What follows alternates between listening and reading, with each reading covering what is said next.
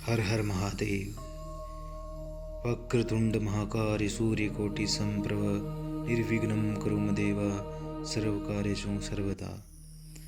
आज हम सुनेंगे शिव पुराण का दूसरा अध्याय। देवराज को शिवलोक की प्राप्ति, चंचुला का संसार से वैराग्य। श्री शौनक जी ने कहा, आप धन्य हैं सूत जी, आप परमार्थ तत्व के ज्ञाता हैं। आपने हम पर कृपा करके हमें यह अद्भुत और दिव्य कथा सुनाई है। भूतल पर इस कथा के समान कल्याण का कोई और साधन नहीं है। आपकी कृपा से यह बात सबने समझ ली है। सूत जी, इस कथा ने के द्वारा कौन से पापी शुद्ध होते हैं, उन्हें कृपा पूर्वक बताकर इस जगत को अर्थार्थ कीजिए। सूत जी बोले,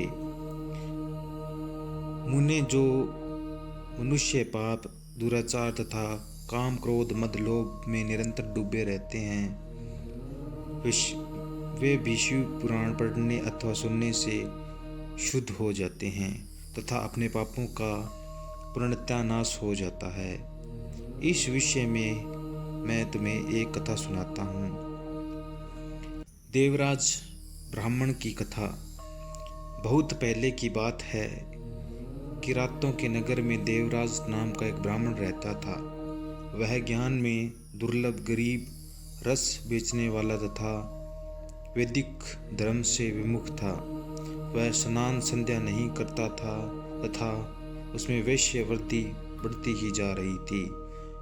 वह भक्तों को गट ठगता तथा अनेक मनुष्यों को मारकर उन सब का धन हड़प लिया करता था। उस पापी ने थोड़ा सा भी धर्म से नहीं कमाया था। वह वेश्यागामी तथा आचार भ्रष्ट था। एक दिन वह घूमता हुआ देवयोग से प्रतिष्ठान पूर्वक जोशी प्रयास जा पहुंचा।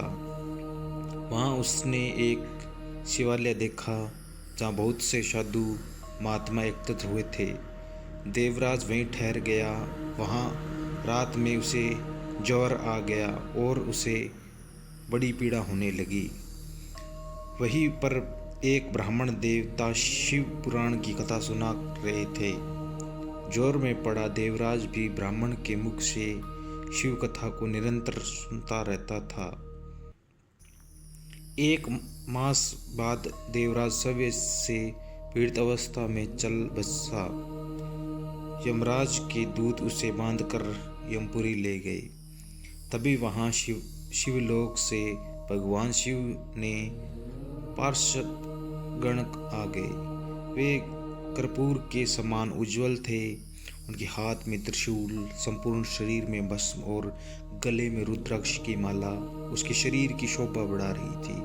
उन्होंने यमराज के दूतों को मारकर पीट कर देवराज को यमदूतों के चंगुल से छुड़ा लिया और वे उसे अपने अद्भुत विमान में बिठाकर जब कैलाश पर्वत पर ले जाने लगे तो यमपुरी में कोलाहल मच गया। जैसे सुनकर यमराज अपने भवन से बाहर आए। साक्षात रुद्रों के समान प्रतीत होने वाले इन दूतों को धर्मराज ने विधि पूर्वक पूजन पर ज्ञान दृष्टि से सारा मामला जान लिया। उन्होंने बहस के कारण भगवान शिव के दूतों से कोई बात नहीं पूछी।